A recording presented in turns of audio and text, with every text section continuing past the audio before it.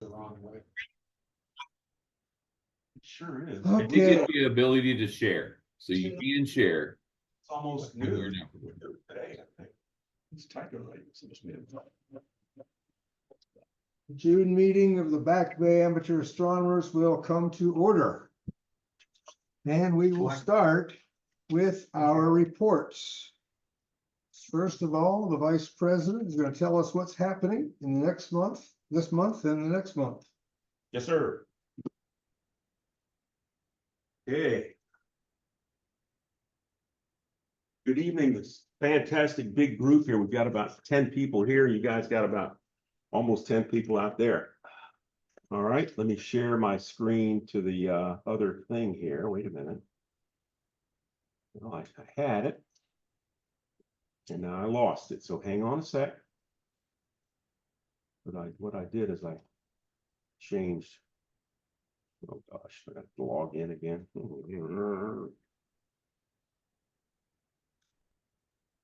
Okay, I'm still logged in. That's good.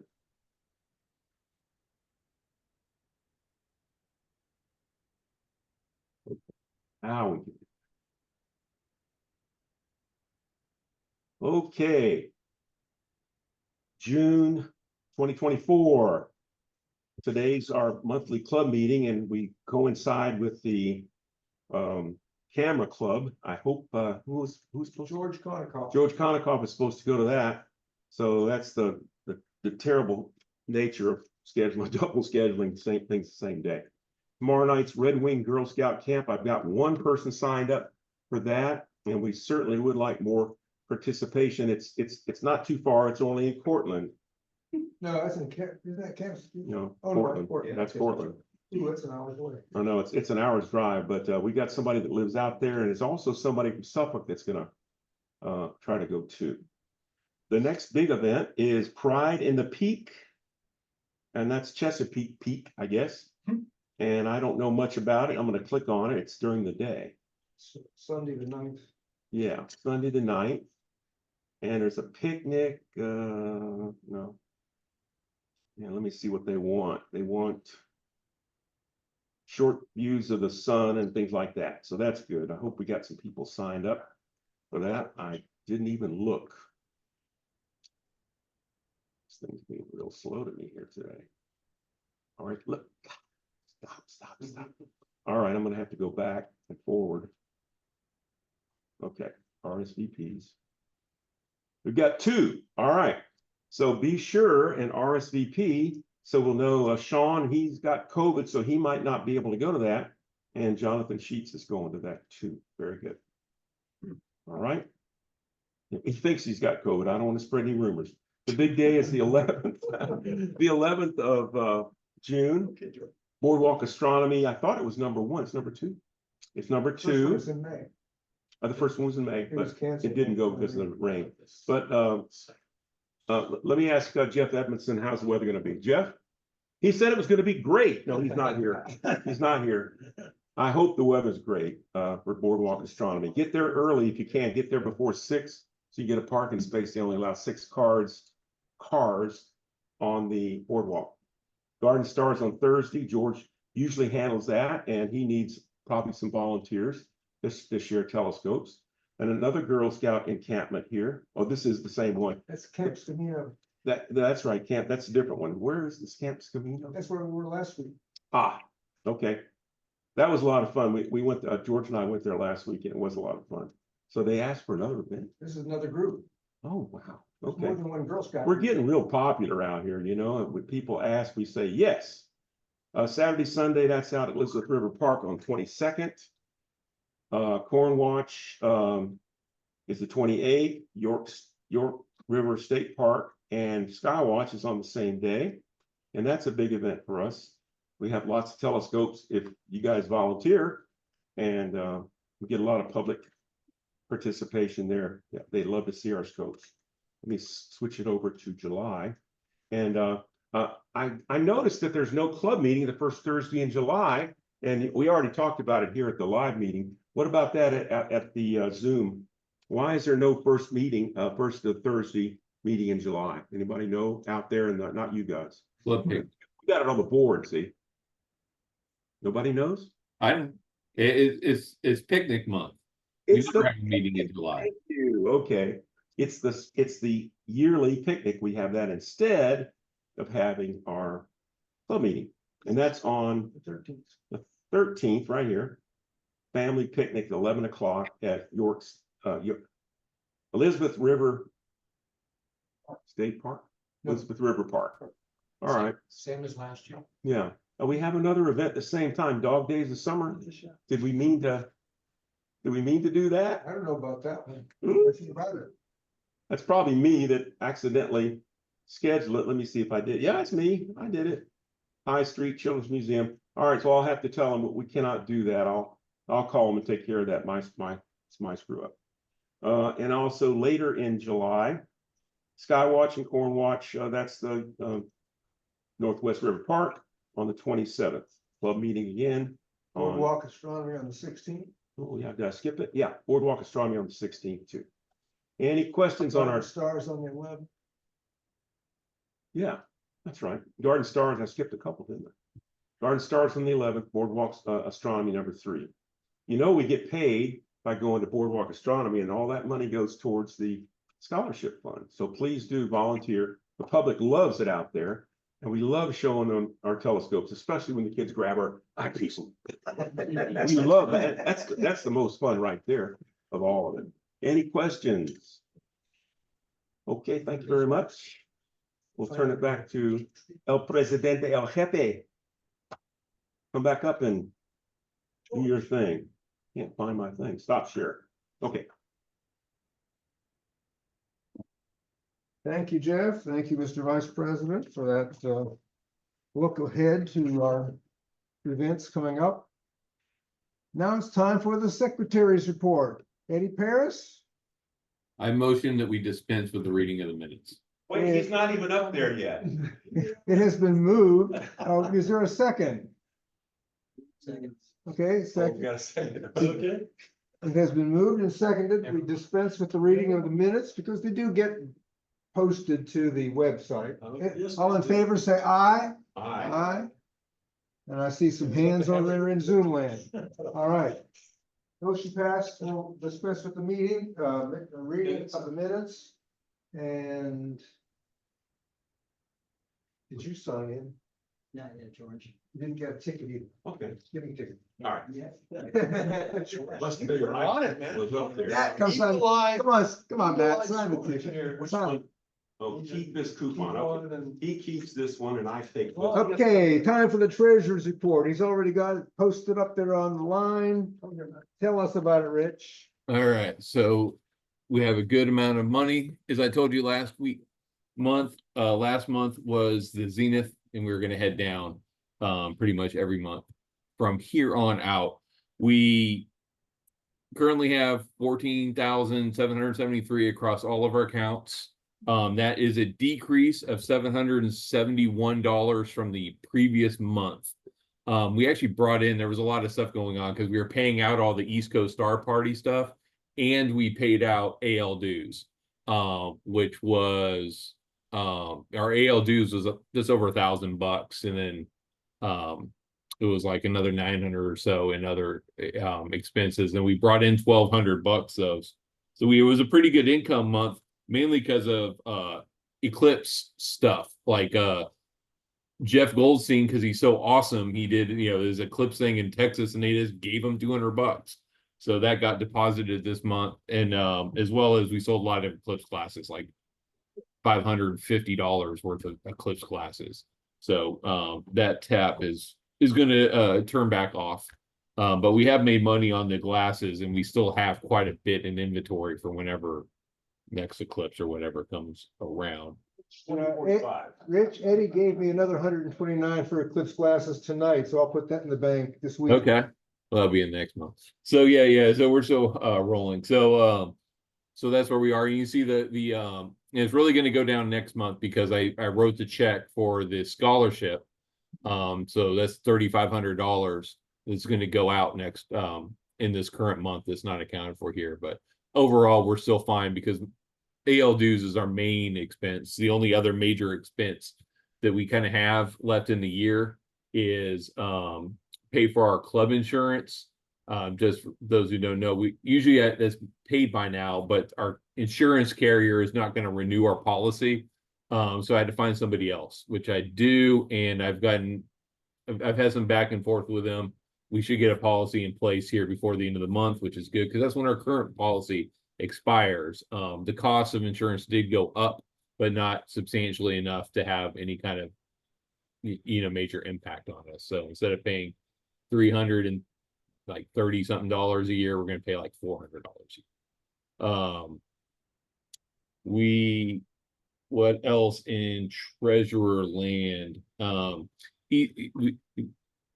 We had 5 new members join this month, so we're up to 184, which is solid, tracking above where we were last year.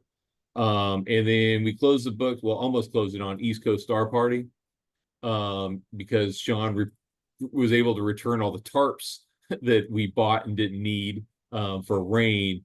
We actually currently are $88 to the good, so we basically broke even, which we want. But hey, don't celebrate yet because we haven't paid the park. The park hasn't invoiced us yet. When they do, it should be about $180 or so. So at the end of the day, we'll be 100 to the red, which actually isn't bad. And we bought some stuff that we'll be able to use in future events.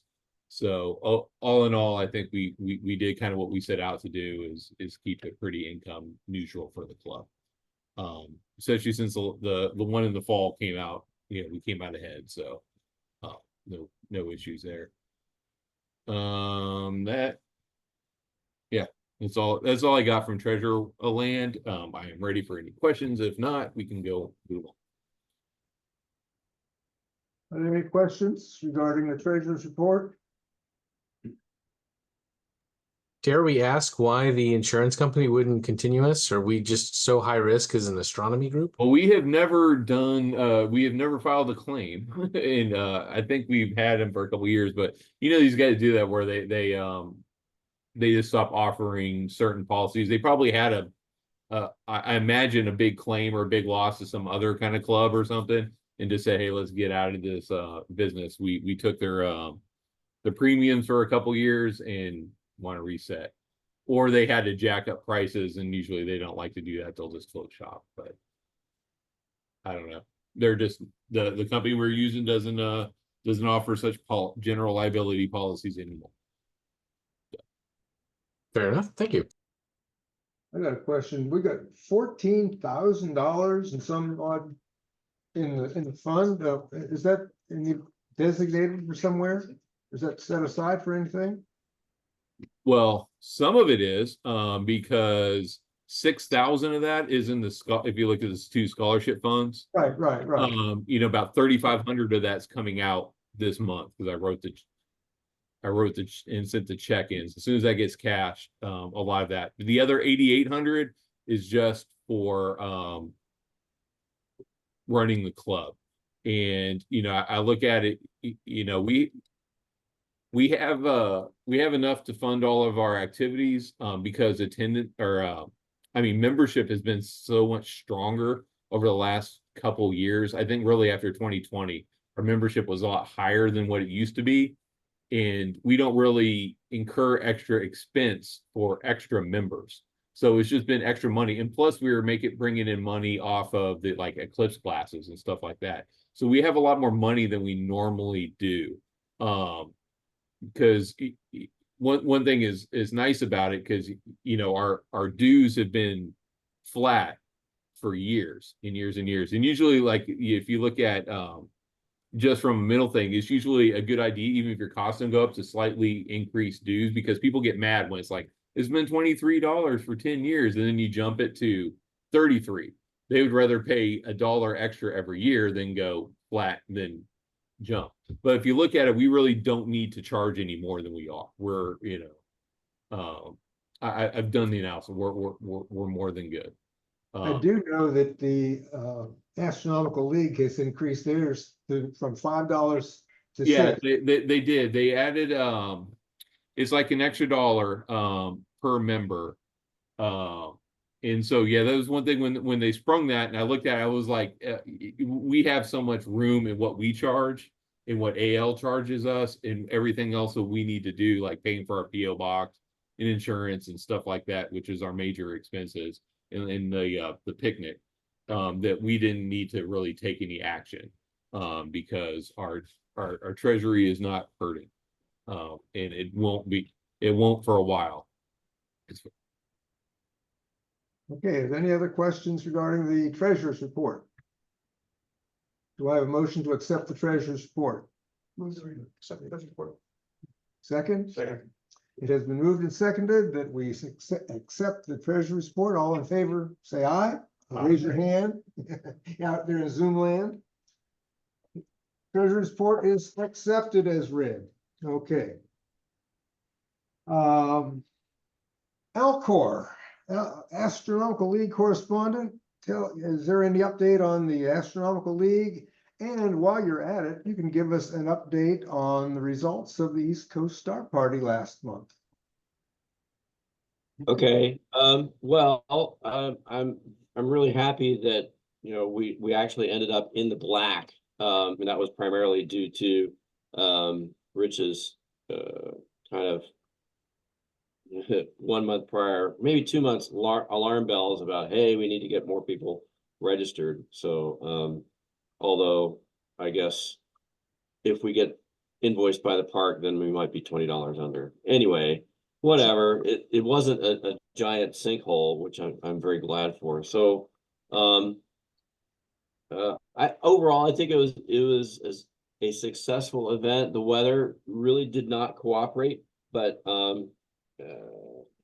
several advanced sucker hole astronomers were present that advised us on a half-hour and hourly basis on when the sucker holes were going to appear. So that was pretty impressive. I normally give up, you know, if the atmospheric forecast shows, you know, a lot of white, and I just punt. But there are some hardcore folks out there, so I was really impressed by that.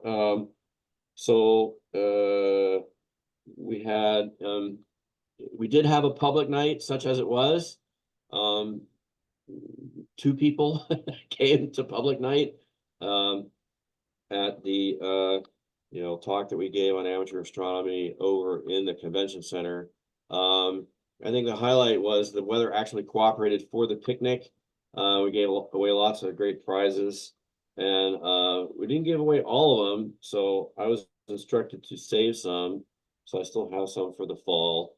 And I talked to Trevor Johnston and one of the other rangers before I left, and pulled my RV out on Sunday, and they had very positive responses of their interactions with all of us. So yeah. So in terms of Alcor, I really have nothing significant to report. I already mentioned that Jonathan Sheets got the Planetary Nebular observing program.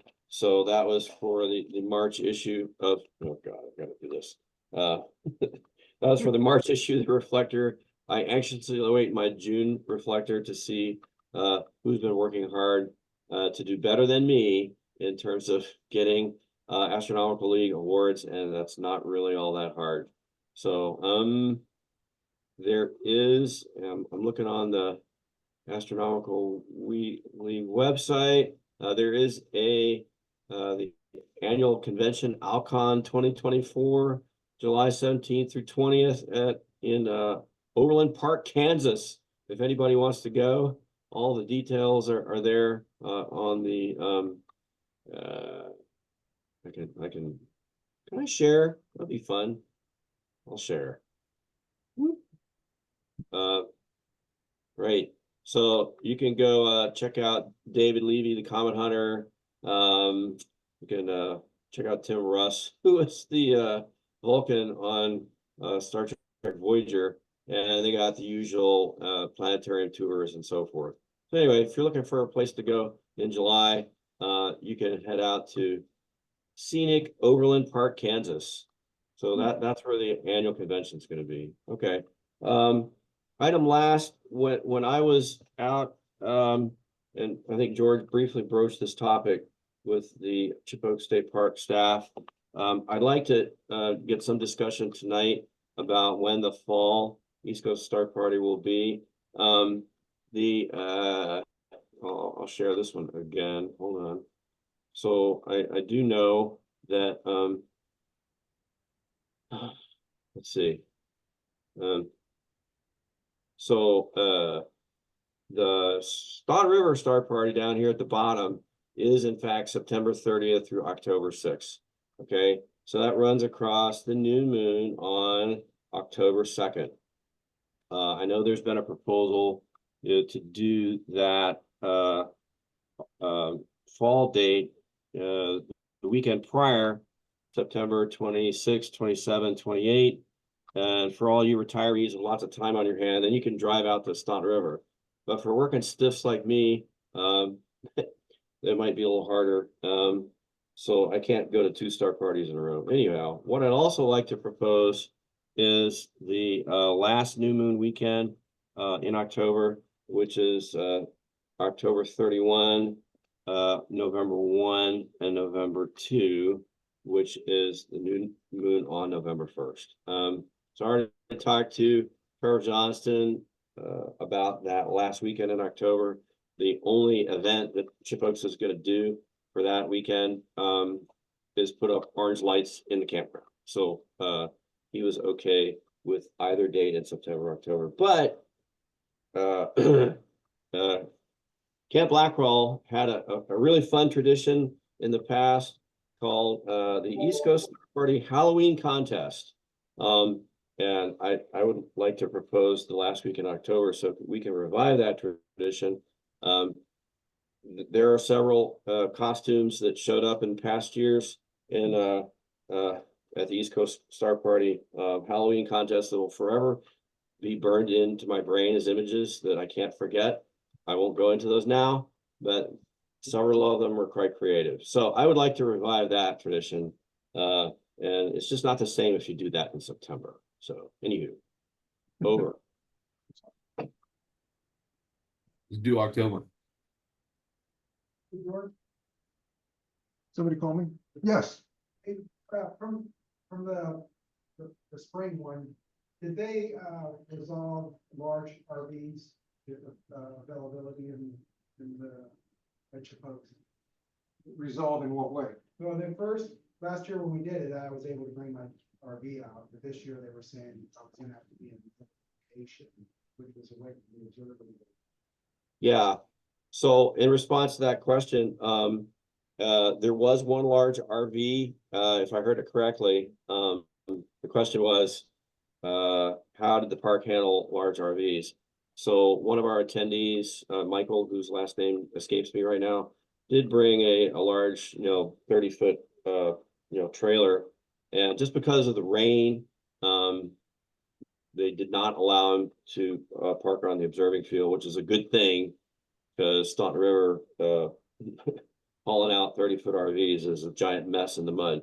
So where Michael parked was in the equestrian area, which is like a more of a hard gravel area. I'm sorry, the sawmill area, excuse me.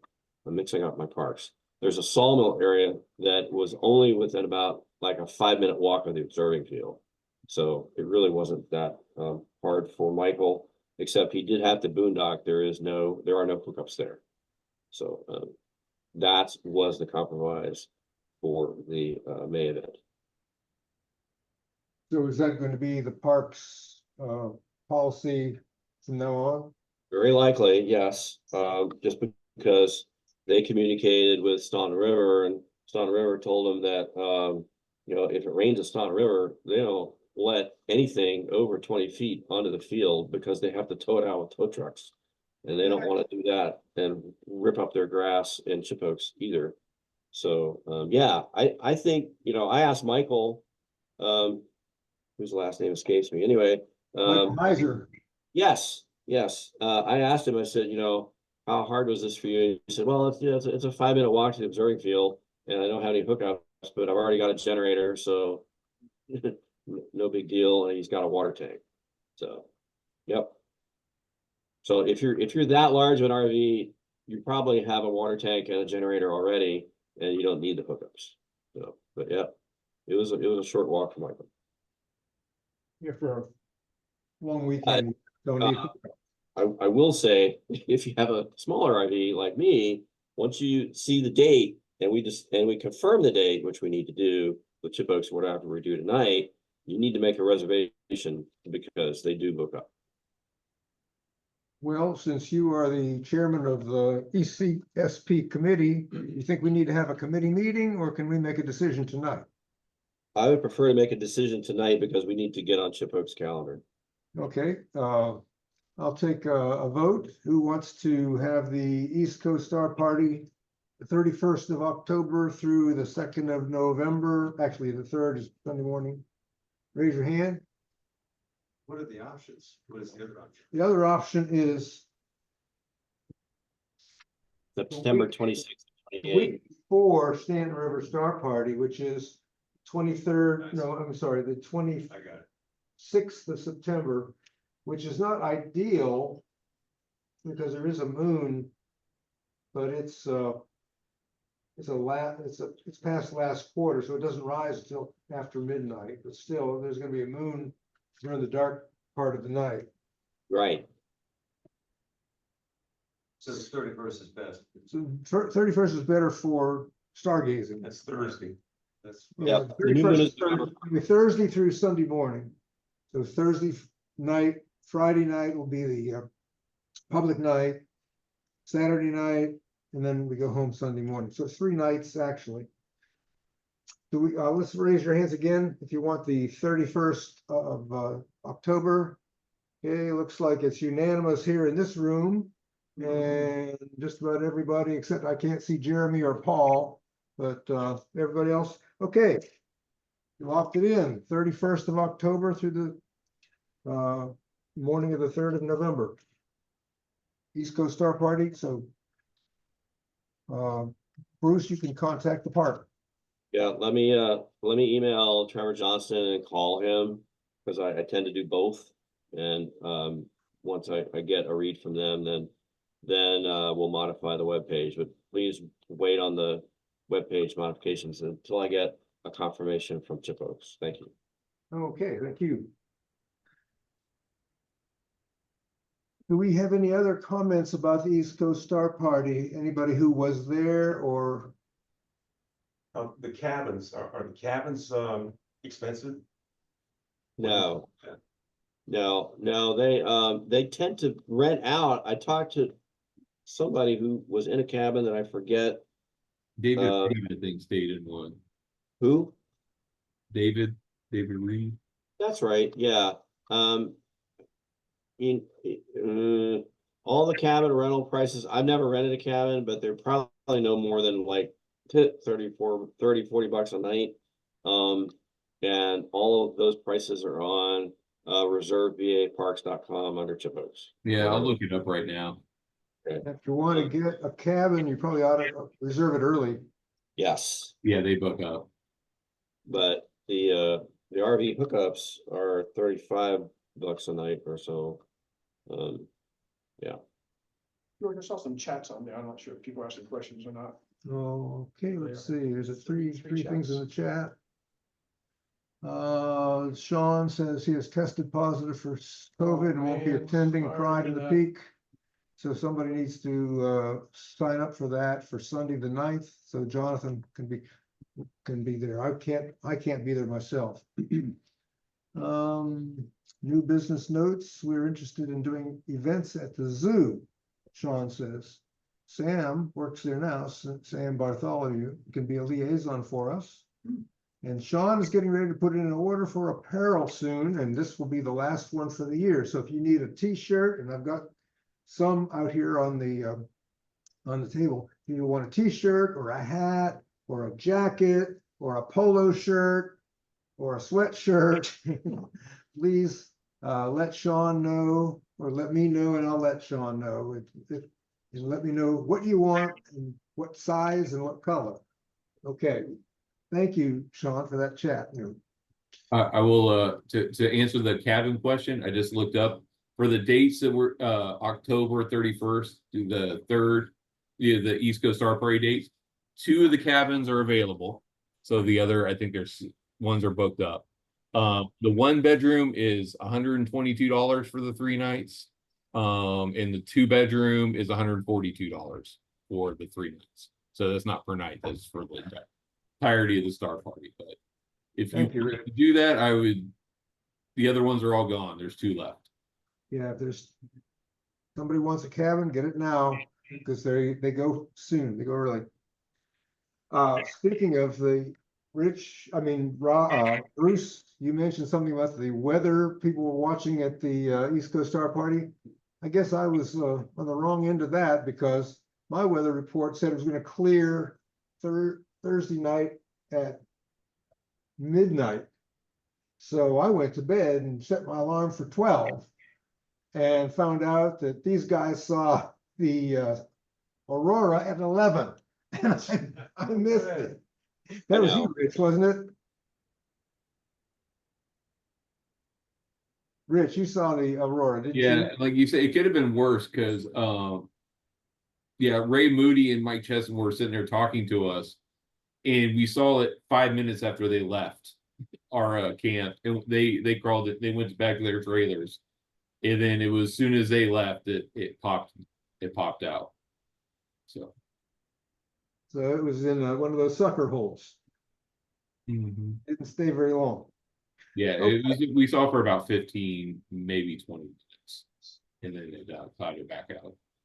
Our next report will actually include a presentation by our scholarship chairman, and that is Ben Loyola.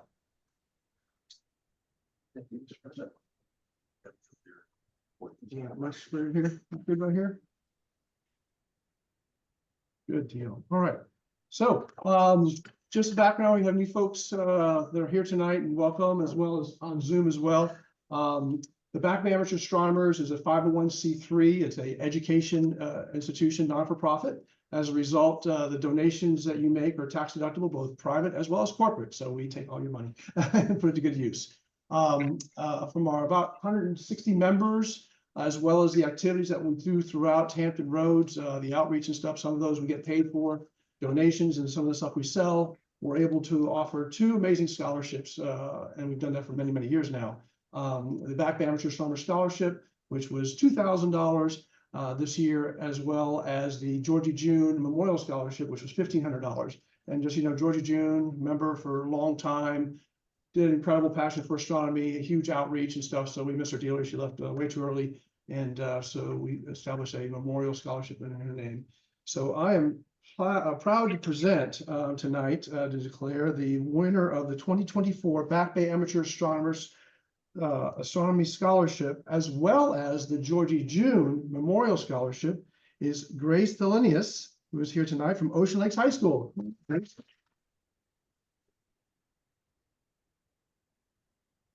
I'll let you get behind this podium, because one of the traditions we have is that we ask her to read her essay as part of the thing when they submit the GPA, they submit the SAT or ACT scores, a endorsement by any teacher, as well as a 500-word essay. And I'll tell you, you're incredibly talented. This is Mrs. Thelonious, she's here tonight. High GPA, I'll say 4.44. I think that broke the record book. So congratulations. That's high. Usually the fruit doesn't fall far from the tree, so incredible achievement there. So Gracie, if you could read this, I sit over here so the other folks can see you and hear from you, that'd be great. And read what you submitted to the scholarship committee. Right there's perfect, yeah. Thank you. As Mr. Loyola said, my name is Grace Thelonious. I was honored to win both scholarships. Thank you. This year I will be graduating from Ocean Lakes High School next, and in the fall I will be heading to Charlottesville to attend UVA. I've shortened my essay just a little bit. I didn't want to bore you guys too much with the whole thing. So I've always been fascinated by the universe. My fascination began because of my sister. I still vividly remember the times she took me to the local planetarium to observe the galaxy up close, or the summer she brought home her work analyzing the radio waves from planetary disks to determine their chemical composition. Although at the time I didn't get what she was saying, so One of my best memories was when we witnessed the solar eclipse in 2017. Even though the heat and humidity dampened the experience a little bit, it was South Carolina, so it was quite hot. The moment the eclipse reached totality remains in my memory. The sight through the telescope my sister had brought surpassed my wildest expectations. Besides my direct encounters with astronomical events, my exploration of astronomy has been enriched by my classes at school. I was only able to take astronomy this year, but its impact on my academic life has been immense. From launching rockets to learning about stars and exoplanets, astronomy has provided me with many, many valuable lessons and memories. Beyond the realm of academia, I'm passionate about sharing the pursuit of education with others and inspiring future generations of scientists. Whether through public events, educational programs, or online platforms, I'm dedicated to making STEM subjects inclusive and sparking curiosity about how the world operates.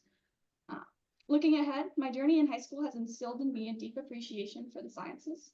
While I plan to pursue a degree in biology, I look forward to investigating the universe through the realm of astrobiology as well at UVA. Very Thank you. And to make it official, here is your check for $3,500.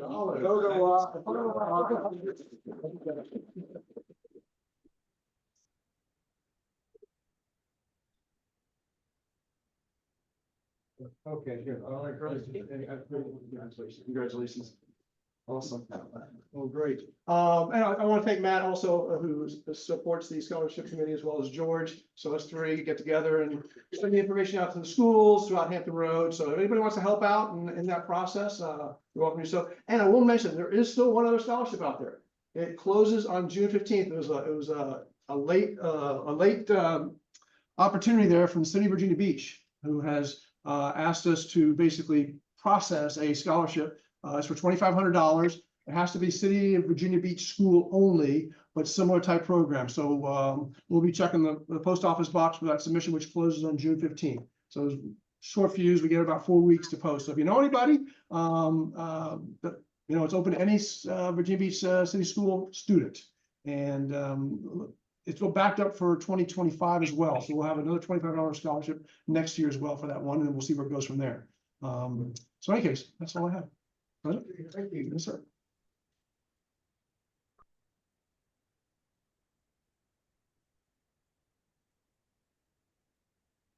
And you're welcome to stay or whatever we might go. We're presentation tonight, George? We have a presentation tonight? Not a formal one. Not a formal, okay, fair enough. So stay and hang out, but typically ends around 9 o'clock. Grace, you mentioned about your sister telling you about all that stuff that went over your head. Trust me, I've been in astronomy for 24 years and I still don't understand it all. Last year, Jeff gave us a class on celestial navigation, and most of it went right over my head.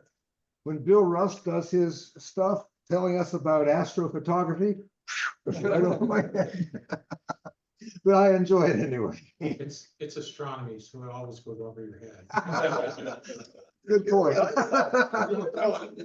Oh, I forgot to mention the door prize tonight is this beautiful calendar. I know it's almost halfway through the month already, but Wow. still, the calendar's pictures are beautiful. Those look like ChatGPT AI. There's an eclipse. Oh, now it's. Okay, there's a Pillars of creation. There's a map of the solar system. View from the International Space Station, and several other beautiful pictures taken toward the Earth from a satellite up in space, a NASA satellite. So that's what we're going to have a drawing for in a little bit. Time for old business. Well, I've got something, and this I'll mention to you too, Rich. I got a letter in the mail from a lawyer, our lawyer that processed our paperwork for incorporation, and apparently it was overdue. They sent me the paperwork back in March, and I thought I sent that in, but I couldn't find a record of it. So I got this notice that said Have to send it in by August, so I turned right around and sent in the annual report to the State and Corporation Commission with a $25 fee, so I added a $25 check to go with it. That should have already been done. I did that online. I do it online every year. Well, they told me it hadn't been done. So they got $25 twice. They get 25 twice. They'll probably do it again to get another 25. Okay, well, thank you, Rich. You mentioned we've got 184 members. Wow. We got up over 200 at one point at the end of last year. I believe that's a new record, but the problem is most of those people are joiners and not doers. We need more doers. I mean, we've got 12 or 13 people here. We've got another maybe 10 people online. So that's less than 30 people out of 184. That's less than 1/6 of our membership. Plus, when we have outreach events, who do you always see? Jeff Goldstein, Sean Loescher, George Reynolds, sometimes Jeff Thornton, and sometimes Eddie. And there's only about half a dozen up to maybe 10 or 12 people out of that 184 who come out to the events. And that's where the fun is. And I tell people when they first join or when they're interested in joining, if you want to learn astronomy, the best thing to do is hang out with these guys and girls who have done this for years. That's the fast track to learning astronomy. And the fun is sharing it with the public. Even if you are brand new in the club, you still probably know more than anybody out there. Yes, John. You know how I ended up coming? I was trying to be a lot more consistent, was because I got an email from Jeff talking about the Christmas party. And I went to that and met you and saw you again, actually. And decided I need to become a better member. And so I just started coming. But it was that email, and maybe if we were to every month get an email out right before the monthly meeting, people would be reminded of, hey, it's this Thursday. Let me go, and that might help. John, you've got a good point there. In fact, I have thought of doing this. I just procrastinated. I'm a terrible procrastinator. I wanted to send out snail mail letters to everybody. Too expensive. We got a lot of money. 50 cents a No shot. reason to say. No reason today. It's not going to cost us $1,000. We got $8,000 to deal with. The reason we charge dues, I've been in the club for 24 years. The reason for dues at all was to mail out the monthly newsletter, which we don't do anymore.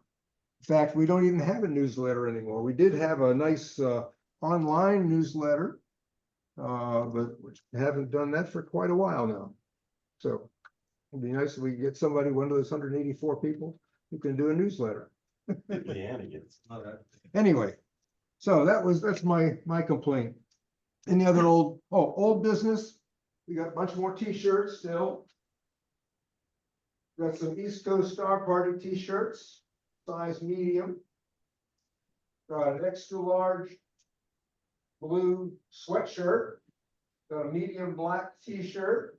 Got a small gray t-shirt, small gray or medium gray t-shirt, a large gray t-shirt, and several light blue, large, extra large, 2XL, 3XL blue t-shirts, and some 2XL gray t-shirts. And I think they're $15 a piece. If anybody wants a t-shirt. Otherwise, Sean is getting ready to submit another order. If you want a different color or a different size or a different item like a hat or a jacket or a polo shirt, let me know or let Sean know. Okay. Any other old business? All right, any new business? I guess there's no business happening. Okay. All Sean right. put a couple things in the chat. Uh-oh, let me check the chat. New business. Are we interested in doing any events at the zoo? And we mentioned that. Sam works there now, putting in an order for apparel. New location for the anniversary luncheon. We talked about that. I can't remember what we decided. It's probably in the minutes, which we didn't read. Thank you, Rich. You're welcome. Yeah, we talked about that last month, I believe, and We we watched the YouTube recording of last month's. we want to find a different location than the stripers downtown Norfolk. Because people were a little bit concerned with the high prices, although I guess prices are going up. You told me to look, Oh, okay. and I did. It's in the chat. Yeah, he has 3 options here. Oh, okay. I haven't got that far. I suggest the first one, but we can vote on those 3. I've looked at them, and there's all 3 are good. We could try one this year and go to the next, a different one next year. The first one, there is $100 deposit to reserve the spot, which will apply towards the bill. So we'll get it back, but Laura Packs, that sounds like a dental facility. Sounds like toothpaste or something. Greek. Oh, no. Warpax is a wonderful Greek restaurant in Norfolk, and they have great Greek food, and they have Italian food as well. I've never had a bad meal at Orpax. Oh, I love Greek food. Okay. It's on Redgate Avenue in East Kent. Okay, and then there's Three Amigos, which obviously is Mexican food. And Yukai Sushi, which is Asian American buffet.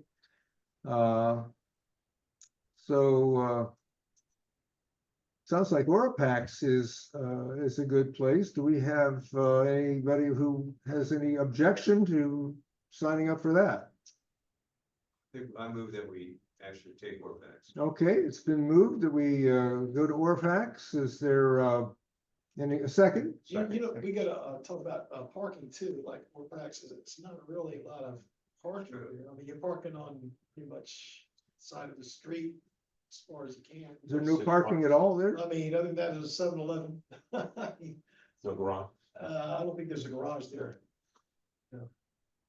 Take I the mean, time. it's good food. It is good food, believe me. I mean, How close is that to the light rail?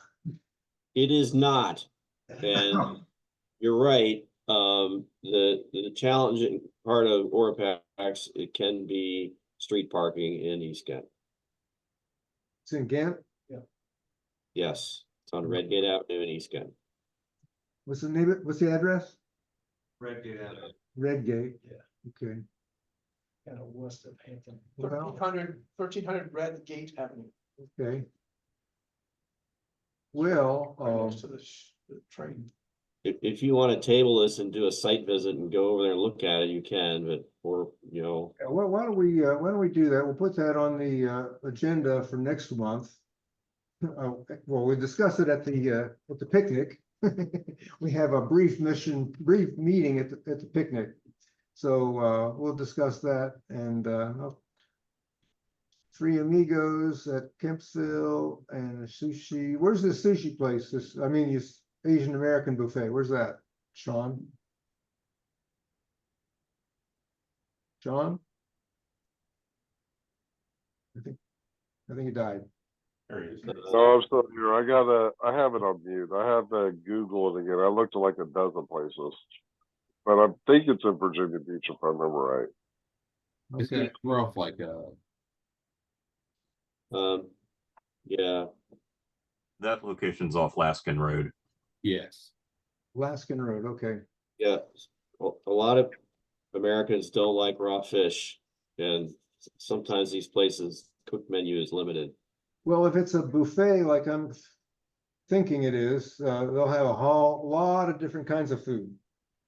So you don't have to eat raw fish. And I've never had sushi in my life, and I don't intend to start. I rest my case. You should start. You should try it. I'm all for it. But they've got all kinds of things in one of those buffets, I'm sure. We can check that out. So good, you don't even need to cook it. Right. Okay.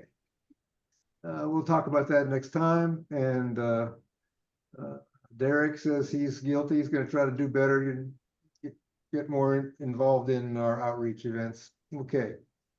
All right. Thank you very much for the chat. Oops, did I do something here? I meant to do that. Okay. Observing reports. Has anybody been seeing anything in the sky between rainstorms? I conquered Omega Centauri for the first time. Where? Video, I mean, at the Marsh Island there, When did you see it? at Marsh Causeway in Knott's Island. When? Can't remember the exact date, I'll look it up. It was a couple weeks ago. Okay, Omega Centauri, which is very, very low on the 5 degrees above the horizon. well, on the southern Good horizon horizon. Came out red because of the clouds. because of All because of the atmosphere. Yeah, a lot of atmosphere looking through. Okay. I caught a Starlink launch down at Falls Cave State Park this weekend. I Oh, just happened to see it going overhead. yes, While yes. I was at my telescope. Last Friday, we were at the Girl Scout Camp Scamino up in Williamsburg area. And the girls saw this line of dots going Yeah. across the sky. Yeah. What is that? I said, that's a Starlink launch. How cool. They were very impressed with that. But even more impressive, at the last Sky Watch at Northwest River Park, somebody looked up in the sky and said, is that a comet? And I looked up there, and it's a SpaceX launch. We Yeah. saw the rocket, we saw the separation, and it was so cool. We watched it go across the sky. And then a couple minutes later, the Chinese space station at Tiangong went over, and we saw that too. So we saw some interesting events, man-made events at the Skywatch last month. Speaking of man-made events, there were two things today. Well, Boeing launched when? A couple days ago? Yeah. Boeing launched their Starliner Yesterday. to send a couple astronauts up to the space station, and they were supposed to dock today. I haven't heard. They did, they done. They docked okay? They're saying, can we just stay here, please? We don't want to go back in it. And this morning, Yes. SpaceX launched their what do they call it? Starship. Big one. The fourth one. This was a full Yeah. launch, It did blow up. and the first stage was separated, and it landed.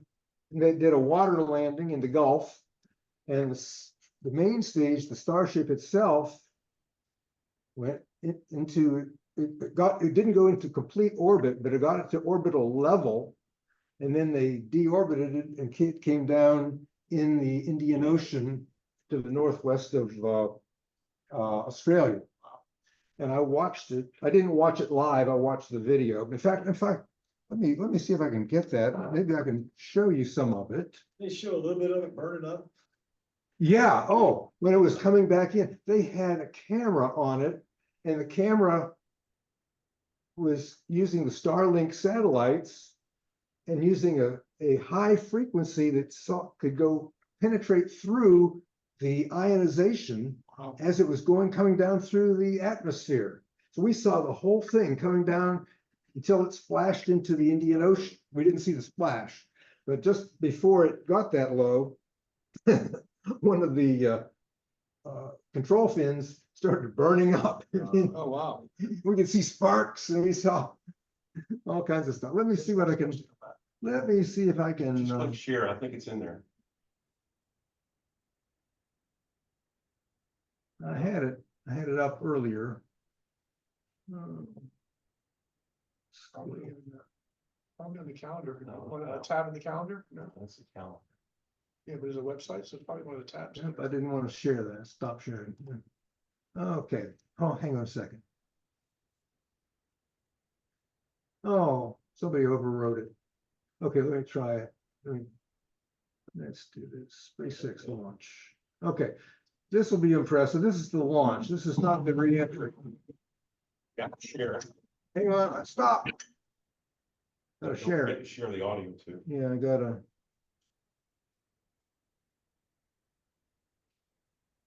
All right, where'd the share thing go? Share. That, Be an audio thing. Wow. share, Share sound. It was over on the right. where is that? You have to go back. Go back to share. Stop sharing. Let's see it. And click share, and on the right, Well, this thing is in the way. Audio, video, click share again. share. And now look on the right where it says share sound options. Halfway up. On the right hand side. What is it? Halfway to the picture on the right hand side. All Up, right. up, It's- and it's to your right. This is options. Keep going. The little Further checkbox. to the right, way to the right. There you go. Now left a little bit, down just a hair. down. Oh, There share you go. sound. Now you're talking. Optimize for video clip. Yeah, now you can share Okay. Let's go back to full screen. And let's go back. Okay, here we go.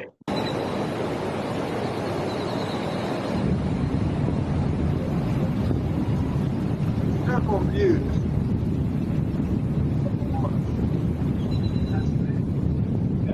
Oh, no, No limit point.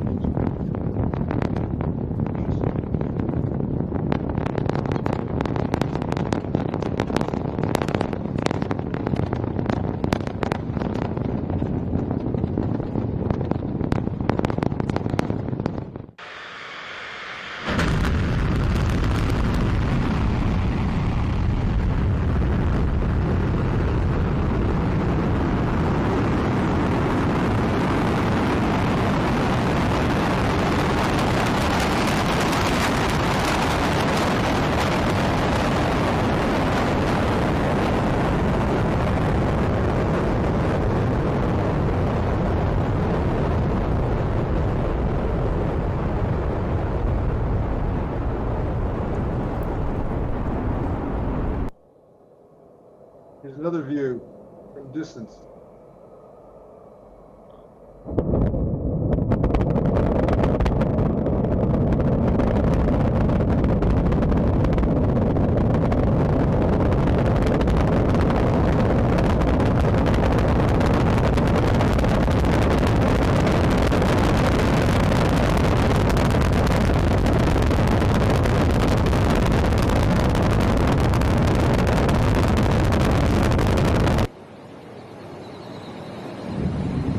Very different view.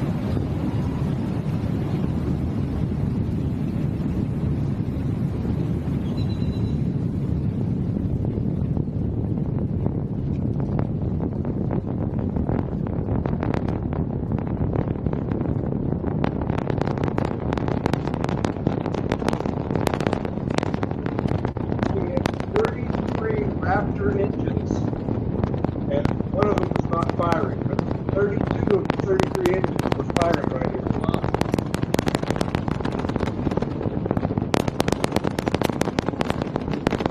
So you can see the one that's not. Whoop. Two of them went out.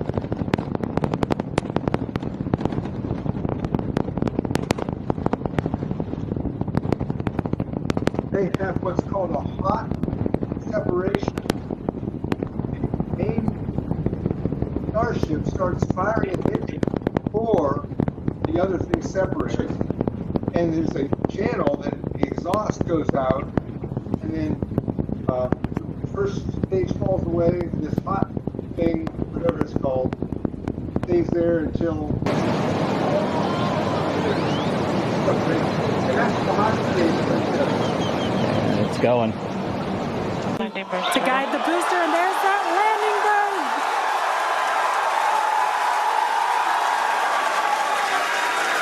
The landing bird just begun, and you can see the water below.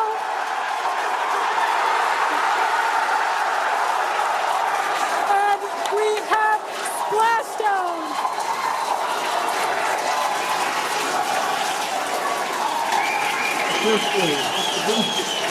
What an incredible sight!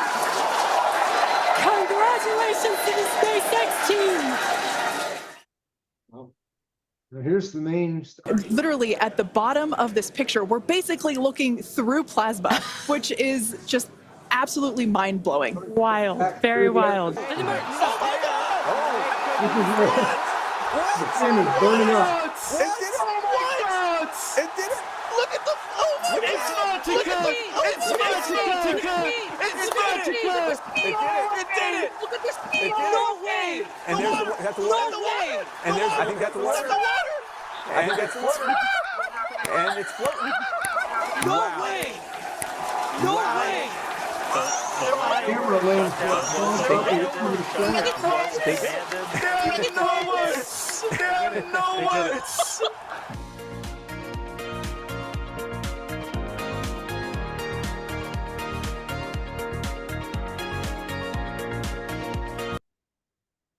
Okay, I thought that was worth showing because I enjoy that. Also, I don't have anything on the Boeing. Bruce says, all who don't clap and cheer get fired. We cheered and we clapped. I don't have anything on the Boeing Starliner, but hope to find a video for that myself. We mentioned there will be no July meeting here at TCC. In fact, our next meeting date would have been the 4th of July. So happy Independence Day, everybody. We will have our picnic on Saturday, the 13th. Everybody is welcome, and I'll be cooking burgers and dogs, and we'll have sodas and stuff and chips, and people are welcome to bring snacks and salads and fruit, vegetables, and desserts. RSVP'd on Night Sky Network, but is there another database? Sometimes they keep a database. Yeah, in the past we set up a database in Google or something. Groups.io. Yeah. Sean, do you think you could, if you're there, could you set up a database in Groups.io for the 13th of July picnic? That's the only one that RSVP on the night. Yeah. Okay, so we can get an idea of how many people are going to come. We'll get an RSVP as well on the NSN. We'll combine the two and make sure we have enough burgers for everybody. Looking even farther ahead to November, we've got an election coming up, and we've got 2 people eligible for election of officers, 2 positions, I mean. One is the president, and one is the secretary? In 2 years. Yeah, the secretary and the president are up for election in November. And just to let you know, I'm getting old. I tried to talk you out of electing me last time, and you guys wouldn't listen. But I might just keel over and die on you. I move that we buy one of those like Tesla robots and then pay Elon to like transfer George's consciousness into the robot. And then you have a like president for 1,000 years. No. You set George up on that balloon. I think Sean was a better president than I was, and We'll make a Sean robot too. We need one of those. We need a George and Sean robot. okay, well. What's a second? Who seconded what? I second. About the robot? No, about your stuff going up to Elon Musk. Oh, okay. Well, I'm not gonna vote on that.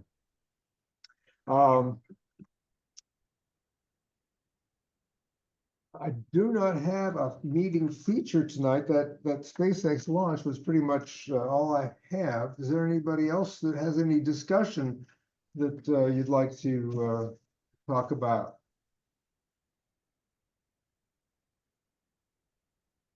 I'm sorry, Grace, we don't have anything special. We often have a presentation, a speaker or a video or PowerPoint presentation or something like that, but George, Dr. Becky, I don't know if everybody knows this, maybe they do.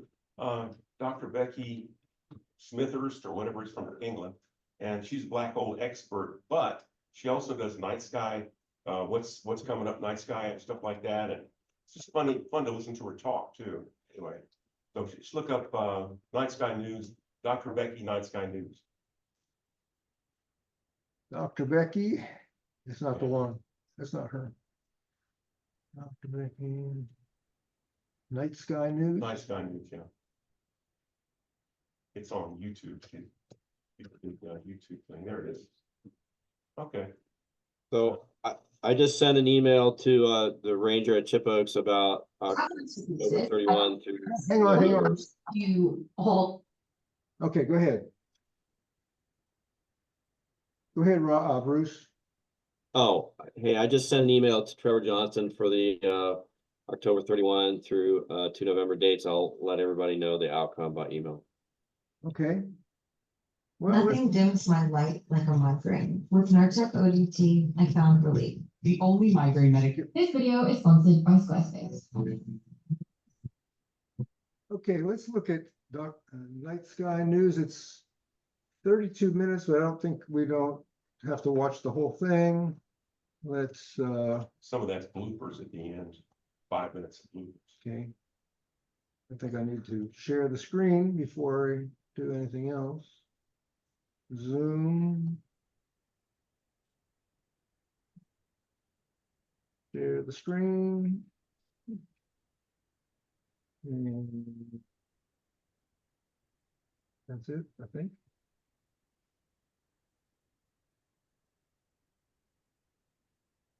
Doing screen sharing, okay. I'll maximize it. And we'll have to do the audio again? No, it's already done. Hello and welcome to this episode of Night Sky News for May 2024 with me, astrophysicist Dr. Becky Smithhurst. This is the show where we chat about what you should look out for in the night sky in the next few weeks, and then we chat about what's been happening in space news in the past few weeks. In this episode, we're chatting about what caused those incredible aurora that were seen as far south as Florida in early May. Then we'll chat about the new images from the Euclid Space Telescope that were released today, and how JWST spotted the most distant black hole merger ever seen. There's chapter markers down here if you want to skip ahead to any specific news story, plus any scientific research papers I mention are all going to be linked in the video description down below, free to read. So without any further ado, let's kick things off and start by looking up. Now here in the Northern Hemisphere, the nights are just getting shorter and shorter as we slowly approach solstice, the longest day of the year, which is making stargazing just that little bit difficult because either we're having to stay up later or get up horrendously early to be able to see anything.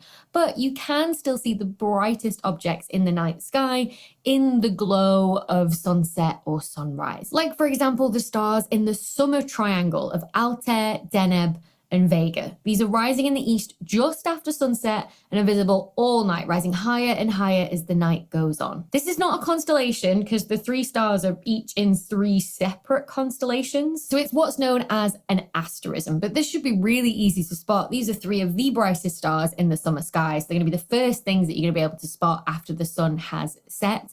And I think for any astronomer out there, it really is just a true herald of summer. So if you have a few clear nights, in the next couple of weeks, see if you can spot the summer triangle. The other thing to look out for at this time of year when the skies are brighter are the bright planets. Now, sadly, in the evening sky right now, there aren't any planets visible. If you look at the positions of the planets in the solar system, either on your iPhone lock screen or with a stargazing app, you'll see that they're all stacked over on one side of the solar system, and it's in the direction that we look at towards the sun as well, except for Saturn and Mars, which are slightly offset, and so we actually have a chance of seeing in the early morning sky right now. This will be easier the further south you are, because the flat plane of the solar system will be just at a steeper angle to the horizon. Plus, you've got longer nights as well, so it'll definitely be easier for you to spot Mars, which is closer to the horizon right now than Saturn is. Now, on Friday the 31st of May, the just past half moon will also come very close to Saturn in the early morning sky before sunrise, acting as a very handy marker point for where to find that yellowish dot of Saturn if you don't know what you're looking for. Now, if you have a telescope or binoculars with a high enough magnification, then you should also be able to see Saturn's rings. But if you're in the UK like me, this is something you'd have to get up at around about 3 to 4 a.m. to see, which, let's be honest, it's probably not worth like a planned get up to view it. But if you find yourself up on that night around about that time, because maybe you needed to nip to the loo or something, just, have a little neb out of the window that faces east in your house and see if you can spot the moon pairing up with Saturn. Then as we head into June and get ever closer to the solstice on the 20th, where the northern hemisphere will be fully tilted to point towards the sun, look out for noctilucent clouds.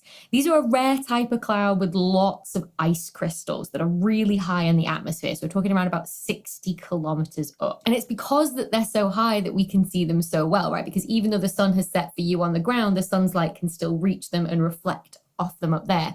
And considering the fact that the sun doesn't go that far below the horizon at this time of year, at these latitudes up here anyway, it means you've got these perfect conditions for spotting noctilucent clouds at this time of year. Noctilucent literally means night shining in Latin. They become visible about the same time as the brightest stars do, and they usually have this sort of bluish or silvery glow to them.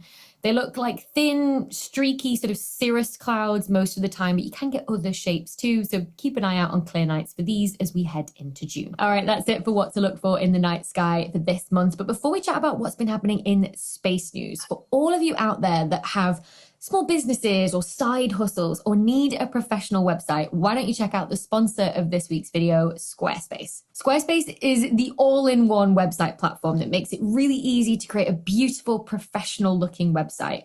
You can start a completely personalized website with their new guided design system, Squarespace Blueprint, which lets you choose from like professionally curated layout and styling options to build a unique online presence from the ground up.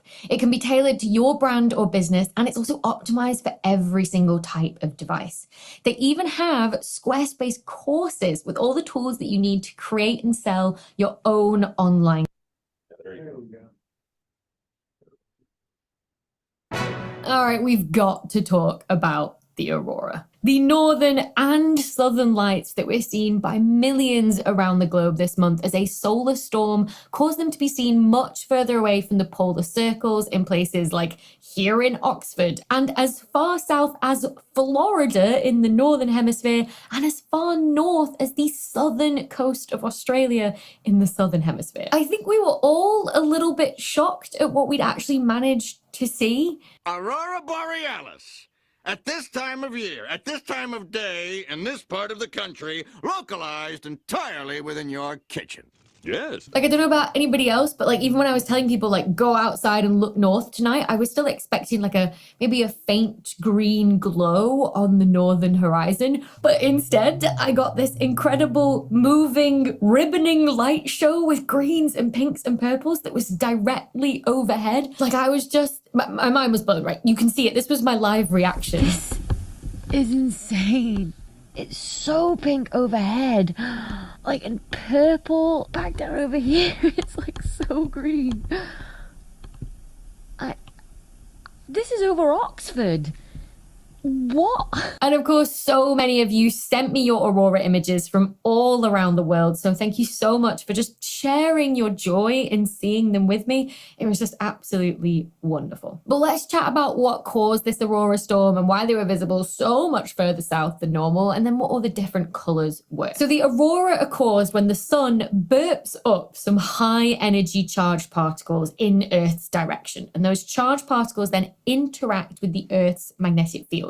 Essentially, it interrupts one of the loops going from north to south dragging it behind the Earth until that loop reconnects again. And then all those high energy charged particles are trapped there, and so they get funneled down to the Arctic and Antarctic circles. There they hit into gas molecules in the Earth's atmosphere, transferring their energy to that gas and causing it to glow. The different colors that you see are then from the different molecules at different heights in the atmosphere. So red is from oxygen very high up in the atmosphere, green colors are from oxygen slightly lower in the atmosphere, and then the purple colors are from nitrogen lower again in the atmosphere.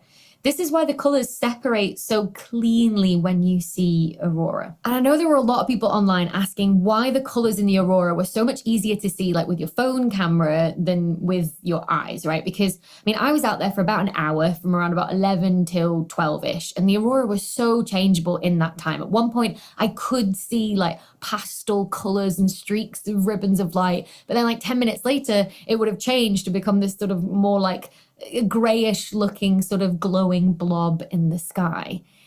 And this is the key thing here, is that our eyes only see color when something is bright enough and it's giving out enough light. So think about like when you wake up in the middle of the night, right? And the room is completely dark and you look around it, like you're seeing everything in black and white. And that's because at night, our eyes are detecting light using the rod cells, which are really good for detecting low light, but they don't detect color. It's just sort of like where there is light and where there isn't, you know, essentially black and white. To see color, we need the light to be bright enough to trigger the cone cells in the center of our eyes. Whereas a smartphone or a camera are a lot more sensitive to light, and they can also expose for a really long time, adding up all the light that they receive in a certain time frame. This, for example, is a 2-second exposure, making the aurora look a lot brighter than they were to the eye. But also camera lenses can let in a lot more light than our eyes can, especially if you have a very wide lens with a big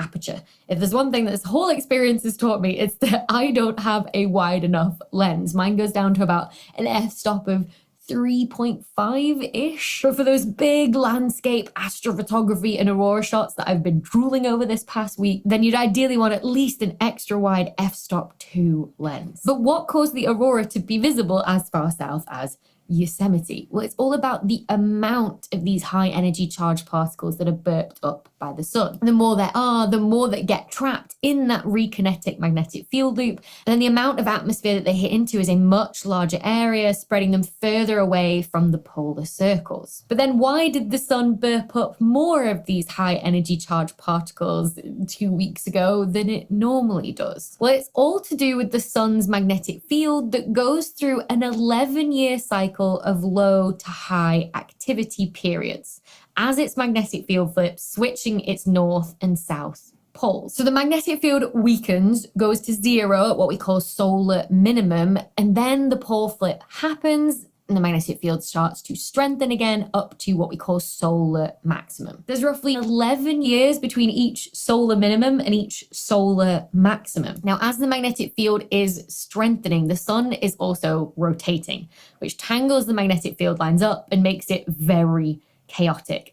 You get these loops of magnetic field forming, which if they cross the surface of the sun, stop the normal convection processes in the sun, you know, where like hot gas rises and cold gas sinks. And so what you end up with is at those points where those magnetic field lines cross the surface of the sun is you get a cold spot. All you've got there is cold gas sinking. That's what we call a sunspot. And so at solar maximum, we see a lot of sunspots on the surface of the sun. Now, the magnetic field loops that create these sunspots are always changing as the sun rotates, and the magnetic field changes as well. So they ripple, they can connect, scoop up a big chunk of the high energy particles on the surface of the sun, which then get ejected in what's known as a coronal mass ejection, or CME.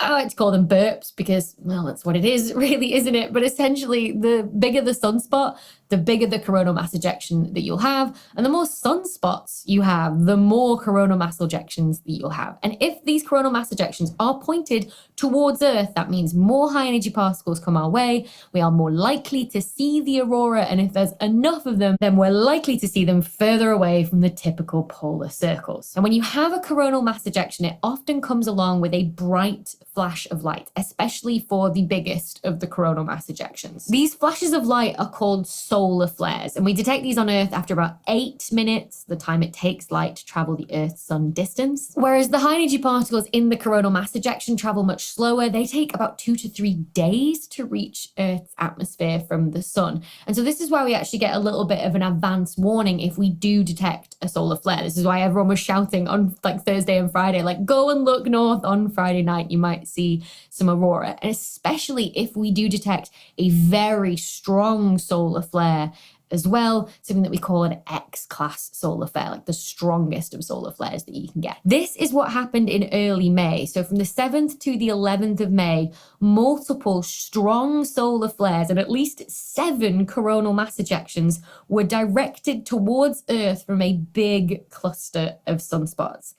8 of the flares in this period were the most powerful type, X-class flares, with the strongest peaking with a rating of X 5.8. The coronal mass ejections that accompanied those flares carried a bucket load of high energy particles towards Earth, which is what caused the aurora that many of us saw. Since then, that same cluster of sunspots has actually released many more large flares as well, including an even stronger X 8.7 flare, the most powerful flare seen this solar cycle so far, on the 14th of May. But this flare and its accompanying coronal mass ejection were pointed away from Earth when it happened, which is why we didn't get very strong aurora a couple of days after it. But it is very likely that as we ramp up towards the solar maximum in 2025, we are going to get another very strong solar flare that produces aurora that will once again be visible at lower latitudes than normal. Now, while these solar storms do produce these incredibly beautiful aurora shows for us, we have to remember that they do pose some risk to us here on Earth. A strong storm can cause surges in power grids, which can burn out electrical connections and lead to blackouts. They can even short out the cables that run like under the sea that connect different parts of the world to the internet, and even push satellites out of their orbits because of the increased drag that all those extra particles high up in the atmosphere create. Now, this is something that people have been preparing and mitigating for a long time. So it's been really interesting to see the response to the storm. Like, thankfully, power grids all had enough advance warning. They were prepared for the inevitable power surge. And as far as I know, there were no disruptions to power anywhere in the world because of the storm. In terms of other tech, a lot of the big companies have been very quiet in terms of like what the exact impact was. For example, like SpaceX's Starlink satellites were reported to have weathered the storm, but that was really the only detail we got. But the Hubble Space Telescope wasn't as lucky. So all satellites have some drag on their orbit, which means they're not staying in sort of like this perfect circle. Their orbit is decaying ever so slightly to spiral them back inwards, just because there is some very thin atmosphere up there, which as those atmospheric particles hit into the satellite does cause a little bit of drag and slow them down. If you add in extra particles from the sun, that the sun's burped up in a coronal mass ejection, it makes that drag worse. And in Hubble's case, its orbital decay rate doubled during the solar storm, which could reduce the amount of time that we have left with Hubble using as a scientific observatory, especially if we have more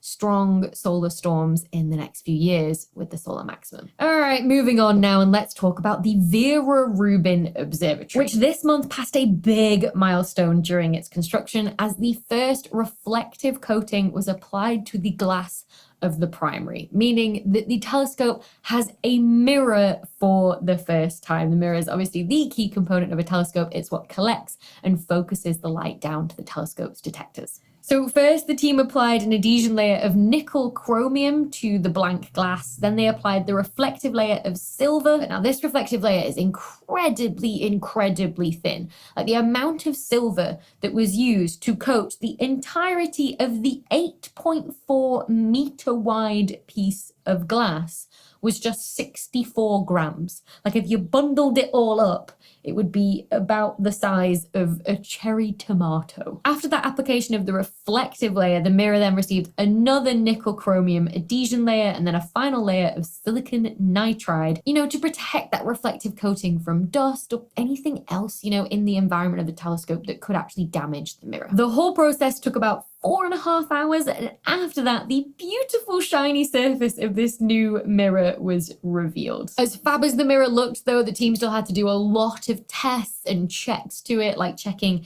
its reflectivity, how much light is actually reflected rather than absorbed, and then also like checking whether those compounds had actually adhered to the surface of the glass properly or not. The team declared the mirror had passed these tests with flying colours though, and so Rubin is now one more step closer to its first light on the sky, hopefully by the end of 2024, maybe early 2025, from when it should start operations of its one job of surveying the entire sky every 3 days to look for things that move and change, hopefully by August 2025. A telescope that's much further along in that process, though, is the Euclid Space Telescope, which launched last July 2023, made its way to Lagrange Point 2, where JWST is also hanging out, and has begun to take its survey of the sky. The idea behind Euclid is essentially to get the equivalent of the Hubble Ultra Deep Field, but for the entire sky where it's possible to do so. About 6 months ago, in late 2023, we got the first science images from Euclid. That means images that were good enough to do science with after all the rigorous calibrations have been done. Now it started its science operations, taking the data for that survey of the sky, similar to what Rubin is doing, and slowly each year the team will publicly release chunks of that data. And today we got that first very small batch of data with Euclid's early release observations. Along with it, the team released these 5 color images and 10 science research papers. Now, the full set of these early release observations from Euclid targeted 17 different astronomical objects, from nebula in our own galaxy in the Milky Way, so clouds of gas and dust where stars are either forming or dying, to galaxy clusters, huge groups of galaxies in the distant universe. And those targets were chosen really to show off what Euclid can do. Like, it's been specifically designed to have a very wide field of view. That means you can see a much larger patch of sky than, say, you can do with the Hubble Space Telescope or the James Webb Space Telescope, but it's been designed to give you sort of an equivalent amount of detail. So that means that in a single image, you can see a much more diverse and larger range of objects than you can, say, in Hubble or Webb images, from the brightest to the faint, right? From the most nearby to the most distant, from planets in nebula to whole galaxy clusters. I think this is a really good comparison of Euclid, Hubble, and Webb, right? This is the famous Horsehead Nebula. And this image from JWST, from the MIRI detector, was actually released just this past month, allowing this direct comparison, which I think really highlights the different field of view and the different strengths of each telescope. But let's have a closer look at some of these amazing color images that were released as part of Euclid's early release observations. First of all, you've got this incredible image of the galaxy cluster Able 2390, revealing all of these background galaxies that have been lensed by the gravity of that cluster in the foreground that stretches their shapes out into arcs. From the amount that those arcs have been bent by, we can then work out, how much mass is there in the cluster. We can use them to weigh the cluster essentially and get an idea of how much dark matter is there. Plus, you can also see the diffuse light between galaxies as well, known as the intra-cluster light. This is from stars that have been ripped away from their parent galaxies and now sit in intergalactic space. Detecting this is a speciality of Euclid, right? It's been designed to do just this, and it's one that me and my colleagues are really excited for, to be able to study this intracrustal light and the processes that shape not only it, but also the galaxies themselves. Then on the other end of the scale is this incredible image of Messier 78, a star nursery, right, where new stars are forming, that's enveloped in dust particles that block visible light. So Euclid, like JWST, can peer sort of deep into that nursery using its infrared camera, exposing all of these hidden regions of star formation for the first time, mapping all of these complex filaments of gas and dust in this incredible detail, and also uncovering newly formed stars and planets. There was also an image of the galaxy NGC 6744, the galaxy clusters Abell 2764, and the Dorado group, which were all spectacular to see. Now, I'll admit I did get a sneak peek of these images before they were released today, so I had a chance to make this video, but I didn't get a sneak peek at any of the scientific research papers that the Euclid team had written. So once I've had a chance to read those, I'll report back here on my channel, so make sure that you're subscribed so you don't miss out on that. No offense, but if you still think stocks, real estate, or crypto are the best passive income investments in today's— Hey, I'm sorry, but you got it wrong. There's a little known trend attracting millions of dollars a day right now called— Okay, wow. Well, thank you, Jeff, for steering us toward Dr. Becky. She is great. So is there any other, let's, door prize, okay. Did everybody get a door prize ticket? Yes. Shake them up real good here.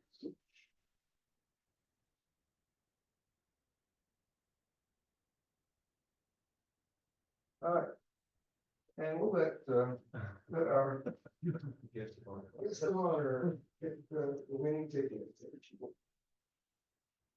Okay, the winner is 3671852. 52. He missed it by 3. 1852. All right. Not me. I guess. Oh, okay. Very good. Beautiful NASA calendar. 1852, there you go. Very good, very good. Okay. Gotta go beat the storm. T-shirts for sale. If you want to get one on the way out, or if you want to order something, let me know and I'll tell Sean. Otherwise, it's 9:04 according to that clock. Class dismissed. I mean. Meeting adjourned. All right. Very good. Same here, but. All right. Thank you. Jeff, we'll see you tomorrow. Yeah. 2,500. 1,500 gets them that. Of course, the city, so we actually caught that. My grandson.